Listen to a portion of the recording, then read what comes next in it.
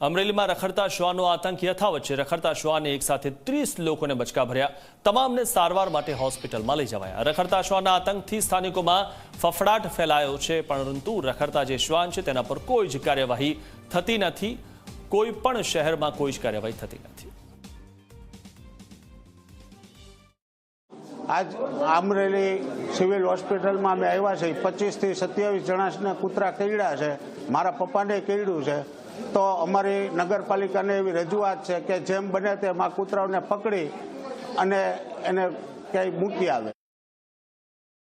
બેંકના ટાઈમેથી હું ઘરે આવતો હતો, હું શાકભાજી લેવાની એવું લારી પાસે ઊભો હતો ને કૂતરું મને કબડી ગયું। અત્યારે હું સિવિલમાં સારવાર લેવા આવ્યો છું, હું ટ્રોમા સેન્ટરમાં, અને ઘણા કેસ છે એને। આ ઘટના બની શાક માર્કેટ, આપણે ખાટકીવાળો કે નાનો ખાટકીવાળો